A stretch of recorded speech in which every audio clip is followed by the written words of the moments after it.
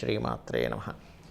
ప్రేక్షకులకి లలితాంబిక అమ్మవారి యొక్క అనుగ్రహం పరిపూర్ణంగా కలగాలని మనస్ఫూర్తిగా కోరుకుంటూ మనం ఈరోజు చెప్పుకోబోయేటువంటి టాపిక్ ఏమిటంటే, శని భగవానుడు మనకి వచ్చే సంవత్సరం మార్చ్ 29వ తేదీ నుంచి మారిపోతున్నాడు. ఎక్కడి నుంచి? కుంభంలో ఉండేటువంటి శని మీనంలోకి మారుతున్నాడు. దీనివల్ల ఏ రాసుల వారికి అర్ధాష్టమ శని, అష్టమ శని, ఏలినాటి శని అయిపోతుంది, ప్రారంభమవుతుంది. ఇది ఒక విషయం మీకు ఈ వీడియో ద్వారా నేను మీకు ఇచ్చే అవేర్నెస్ ఏంటంటే, అనవసరమైనటువంటి భయాలు, ఏలినాటి శని నడుస్తుంది, అర్ధాష్టమ శని నడుస్తుంది, అష్టమ శని నడుస్తుంది అనేటువంటి భయాలు పోగొట్టుకోవడం ఎలాగా. సింపుల్గా శని అంటే శని అని కాదు, కర్మ. ఇక్కడ కర్మ అని రాసిన చూడండి. అసలు కర్మ అనేది మనం మర్చిపోతున్నాం, అందుకే చిన్నగా రాశా. శని అనేది మాత్రమే మనం గుర్తుపెట్టుకుంటున్నాం, పెద్దగా రాశా. ఎందుకంటే ఇంతసేపు శని శని శని అనుకుంటున్నాం, శని అంటే ఎవరో కాదు, మన కర్మ. ఇది గుర్తుపెట్టుకోండి. అయితే ఇప్పుడు ఈ విషయాలు చెప్తుంది నేనైనప్పటికీ కూడా చెప్పేస్తుంది సాక్షాత్ లలిత అమ్మవారిగా భావిస్తూ ఒక్కొక్క అంటే ఏ రాశుల వారికి ఉందో మనం తెలుసుకుందాం. ఇక అష్టమ శని ఏ రాశికి అయిపోతుంది, ఏ రాశికి మొదలవుతుంది చూసుకున్నట్లయితే, నెక్స్ట్ ఇయర్ అంటే 2025 మనకి మార్చ్ 29వ తేదీ నుంచి వీరికి అయిపోతుంది. అంటే కర్కాటకం వరకు అయిపోతుందండి. ఇక్కడ ఉండేసని ఇక్కడికి వెళ్ళిపోతాడు. కాబట్టి ఏమిటి, ఇన్ని రోజులు జరుగుతున్నటువంటి లేట్గా ఏవైతే జరుగుతూ వచ్చాయో అవి కొంతవరకు తగ్గుతాయి. అయితే భాగ్యంలోకి వెళ్ళినప్పుడు మాత్రం శని భగవానుడు ఏం చేస్తాడంటే, ఇక్కడ కొంచెం ఈ యొక్క కెరియర్ సంబంధించిన విషయంలో, జాబ్ సంబంధించిన విషయంలో మార్పులు ఇస్తాడంటే, ఉన్న ప్రదేశం నుంచి ఇంకో ప్రదేశానికి వెళ్ళి అక్కడ జాబులు చేయడం కర్కాటకం వారికి. రైట్. ఇక నెక్స్ట్ మరి ఎవరికి వస్తుంది? సింహం వారికి అష్టమ శని ప్రారంభం కాబోతుంది. ఒకటే గుర్తుపెట్టుకుని మళ్ళీ చెప్తున్నా, అష్టమ శని, అర్ధాష్టమ శని, ఏలినాటి శని అనే కాకుండా మీ జన్మజాతకంలో మీకు మహాదశ, అంతర్దశలు ఎలా ఉన్నాయో చూసుకోవాలి. అవి మెయిన్ అసలు రూల్ చేసేది. ఇది జనరల్గా అందరికీ ఇది. రైట్. ఇక్కడ ఈ అష్టమ శని సంచారం జరిగేటప్పుడు ముఖ్యంగా ఇక్కడ వీళ్ళు చేసే పెద్ద మిస్టేక్ ఏం చేస్తారంటే, నిత్యం చేసేటువంటి పూజలు ఆపుతారు సింహం వారు. అంటే బద్దకిస్తారు. రోజు జపం చేసుకునే వ్యక్తి, లేదా రోజు నిత్యం పంచోపచారాలతోనో షోడశోపచారాలతోనో చేసే ఉన్నాయి, లేదా ఎవ్రీ ఇయర్ ఒక క్షేత్రానికి వెళ్ళేవాడిని అండి ఆపేస్తాడు. అంటే ఏదో బద్ధకంతో సరే చేద్దాంలో ఏమైపోతుంది, లేదా ఎవ్రీ ఇయర్ దీక్ష తీసుకునేవాడిని అండి ఆపుతాడు. కానీ ఇక్కడ మీరు చేయవలసిందే అది. దీంతోపాటు ఇంకొక పని కూడా చేస్తారు వీళ్ళు తెలియక. ప్రతి సంవత్సరం పెద్దలకి పెడుతుంటారు చూసారా, స్వయం పాకమనో లేకపోతే పిండ ప్రధానం, ఇవి కూడా ఆపుతారు. ఏదో కారణం చేత మర్చిపోవడం మనం. ఇవి మీరు పక్కాగా రాసుకొని స్ట్రిక్ట్గా ఫాలో అవ్వాలి సింహం వారు. ఎందుకంటే సింహం అంటేనే ఉపాసనా స్థానం, పంచమ స్థానం, న్యాచురల్ ఉపాసనా స్థానం. ఇది ఎక్కడ ప్రభావం చూపిస్తుందంటే, కర్మ ఒక మాయ అండి. నిజం చెప్తున్నా కదా, ఒక మాయ. ఒక మాయలాగా వచ్చి ఒక మాయలాగా కమ్మేసి మనల్ని ఎట్టేటో తీసుకెళ్ళిపోతూ ఉంటుంది. కాబట్టి ఈ విషయంలో మీరు ఎట్టి పరిస్థితుల్లో ఇది అవ్వకూడదు. ఇంకొన్నిసార్లు ఏం జరుగుతుందో కూడా చెప్తా. ఇంట్లో ఎవరో బాగా ఏజ్డ్ పర్సన్స్ ఎవరో గతిస్తారు. ఎవరో చెప్తారు, ఈ సంవత్సరం అంతా మీరు ఇంట్లో పూజలు చేయకూడదు, గుడికి వెళ్ళకూడదు, క్షేత్రానికి వెళ్ళకూడదు. మనకి చాలా బాగుంటుంది, వెళ్ళకూడదు అంటే చాలా ఇంట్లో హ్యాపీగా పడుకోవచ్చు అనిపిస్తుంది. కానీ శాస్త్రంలో, గరుడ పురాణంలో ఎక్కడా అలా చెప్పలేదు. 11 రోజులు మనం ఇంట్లో పెద్దలకి చేసేటువంటి కార్యక్రమాలు ఏవైతే ఉన్నాయో అవి చేసుకున్న తర్వాత చక్కగా ఆలయానికి వెళ్ళొచ్చు. అందుకే చూడండి, మనకు 11వ రోజు ఆలయంలో నిద్రించమని చెప్తారు. వెళ్ళకూడదు అయితే అక్కడ ఎందుకు వెళ్ళిపోవడం, నిద్రించమని చెప్తారు చెప్పండి. నిద్ర చేయమని ఎందుకు చెప్తారు? అక్కడ చెప్పరు కదా. ఇంట్లో దీపం వెలిగించుకోవచ్చు, ఆలయానికి వెళ్ళొచ్చు. ఇది గుర్తుపెట్టుకోండి. ఏమవుతుందంటే అష్టమ శని ప్రభావం ఆ మాయను తీసుకొస్తుంది. ఎందుకంటే వీడు కర్మ అనుభవించాలి కదా. వెళ్ళిపోతున్నాడు అనుకోండి, నిత్యం దేవతారాధన చేసేస్తున్నాడు, క్షేత్రానికి వెళ్ళిపోతున్నాడు, ఇంట్లో టెంపుల్కి వెళ్ళిపోతున్నాడు, దగ్గరున్న ఆలయానికి వెళ్ళిపోతున్నాడు. కర్మ అనుభవించడం ఉండదు, ఇంకా అది నలిఫై అయిపోతుంది. ఎలాగా? సూర్యుడు ప్రచండంగా వస్తున్నాడు, కానీ నువ్వు గొడుగు పెట్టుకున్నావు, నీకెందుకు వస్తాడు? రాడు. అలాగే ఈ గొడుగులాగా, ఒక ఏసీ కార్ లాగా, ఒక ఇంట్లో ఏసీ లాగా మీరు నిత్యం చేసేటువంటి దేవతా ఆరాధన మిమ్మల్ని కాపాడుతూ ఉంటుంది. ప్రొటెక్షన్ షీల్డ్ లాగా ఉంటుంది అమ్మవారి ఆరాధన. అప్పుడు ఇంక మీకేం ప్రభావం పడుతుంది? పడదు. కాబట్టి ఈ కాలం అనేటువంటిది, ఈ కర్మ అనేటువంటిది ఒక మాయని క్రియేట్ చేస్తుంది. అది ఎలాంటి మాయలు ఇంకా చెప్తాను చూడండి. మీకు మీ చుట్టాల్లో ఎవరో గతించారు, మీరే కర్మకాండ చేయవలసి వచ్చింది. అప్పుడు ఏం చెప్తారు? ఎవరో వచ్చి అంటే ఒక మాయ రూపంలో ఆ వ్యక్తిలోకి ఎంటర్ అవుద్ది చూడండి. మీరు కర్మకాండ చేశారు కదా, మీరు ఇంక ఈ సంవత్సరం అంతా కూడా దీపం పెట్టకండి చెప్తాడు ఆయన వచ్చి. మనం నిజం అనుకొని, ఎందుకు? శని యొక్క ప్రభావం మన మీద ఉంది కదా, బద్దకించడానికి ఏదైనా ఒక కారణం దొరికితే దాన్ని ఫస్ట్ యాక్సెప్ట్ చేసేస్తాం మనం వెళ్ళిపోయి. చేసేసి అవునా సార్ కరెక్ట్ అయింది. ఎవరిని అడిగినా సరే నేను చేయకూడదండి అంటూ ఉంటాం, వాదిస్తూ ఉంటాం. కానీ అలాంటిది ఏమీ లేదు. కర్మకాండ మీరు చేసినా కూడా 11వ రోజు నుంచి ఇంట్లో దీపం పెట్టండి. ఎందుకంటే సింహం వారికి ఉపాసనా స్థానం మీద ప్రభావం చూపిస్తుంది. అందులోని దీనికి మీ జీవిత భాగస్వామి, అది పురుషుడు కావచ్చు స్త్రీ కావచ్చు, వాళ్ళు కూడా వ్యతిరేకిస్తుంటారు. అయ్యో వద్దొద్దు మీకు తెలియదా, గొడవలే జరిగిపోతాయి. నేను చూశాక ఇన్ని సంవత్సరాల ఎక్స్పీరియన్సెస్లో ఇట్లాంటి గోల్డ్ చూశాను. కాబట్టి ఎట్టి పరిస్థితుల్లో ఇవి ఆపకండి.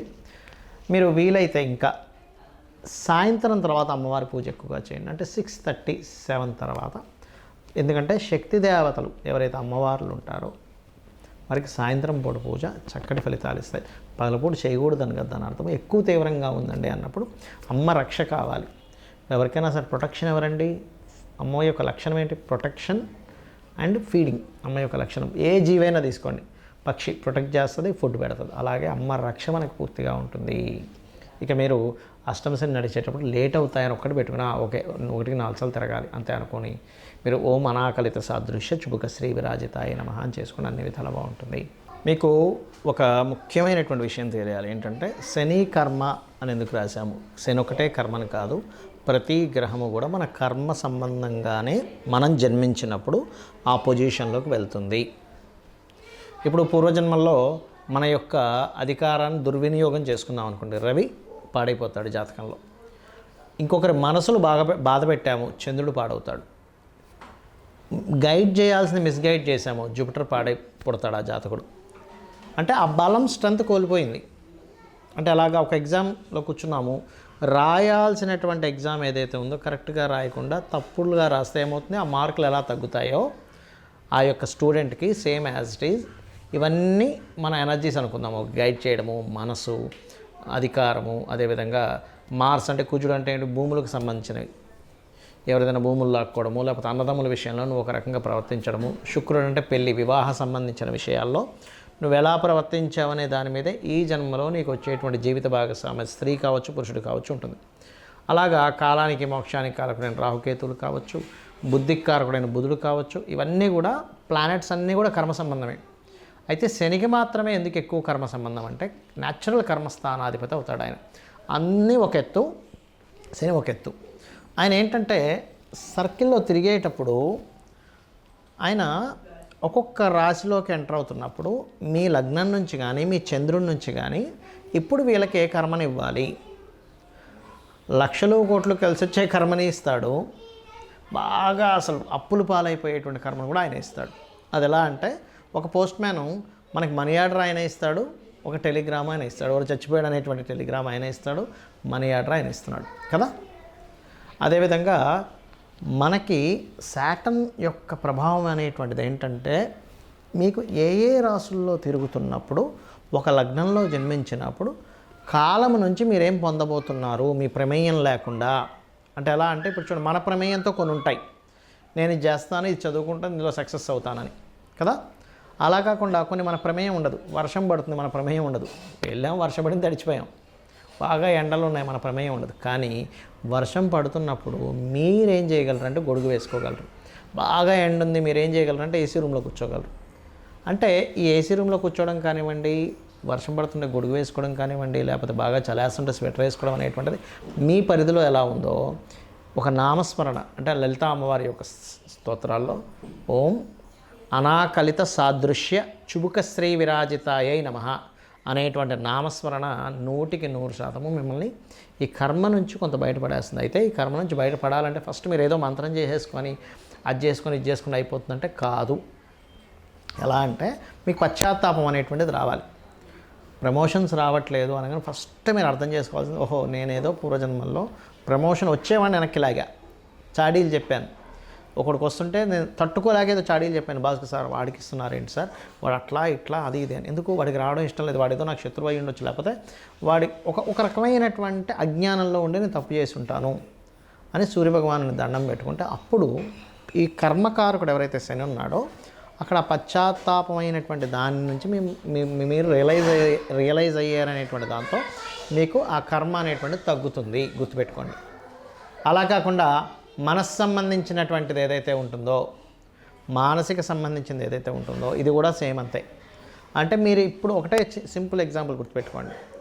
మీరు ఏదైతే ఇప్పుడు అనుభవిస్తున్నారో వెరీ క్లియర్లీ మీరు గతంలో దీన్ని ఇబ్బంది పెట్టడం కానీ మంచి కానీ చేశారు. ఇదే క్లియర్. ఇచ్చే పని శనిదేవాన్ని. ఆయనకు పర్సనల్గా ఏ గ్రహానికి పర్సనల్గా మన మీద కోపం కానీ ద్వేషం కానీ ఇష్టం కూడా ఉండదండి, గుర్తుపెట్టుకోండి. ఇష్టము ఉండదు, కోపం ఉండదు, ద్వేషం ఉండదు.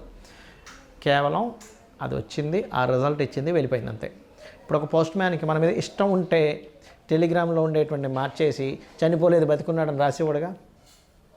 అదేవిధంగా మనీ ఆర్డర్ ఎంత ఉందో అంతే ఇస్తాడు. ఆయన తినేయడు కదా, ఎందుకంటే ఆయనది కావు అవి, ఆయన ఇస్తున్నటువంటిది కాదు. మన కర్మ సంబంధంగా ఎవరైతే మనకు పంపించారో ఆ రిజల్ట్ని మనకి ఇస్తున్నటువంటిది. కాబట్టి ఏంటి, శనికి జపం చేసుకోవడంతో పాటు అసలు మీరు ఏ కర్మ వల్ల ఏ కర్మ అనుభవిస్తున్నారో ఆ గ్రహానికి కూడా చేసుకోండి.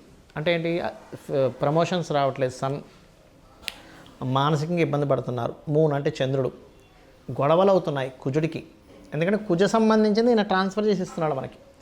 అదేవిధంగా బిజినెస్లో లాసెస్ అవుతున్నాయి బుధుడికి, ప్రతిదీ ఆటంకాలు ఏర్పడుతున్నాయి కేతువుకి, శనితో పాటు కేతువు కూడా చేసుకోవాలి. అదేవిధంగా ఇక్కడ అనవసరం భయాలు వస్తున్నాయి, శనితో పాటు రాహువు కూడా చేసుకోండి. వివాహం అవ్వట్లేదు, శనితో పాటు శుక్రుడికి కూడా చేసుకోండి. ఇలా ఏంటంటే రవి, చంద్ర, బుధ, కుజ, గురువు, అంటే గురువులతోని సరైన గైడెన్స్ రావట్లేదు, లేదా మీరే మిస్గైడ్ అయిపోతున్నారు, అప్పుడు గురువు కూడా చేసుకొని శనికి కూడా చేసుకోండి.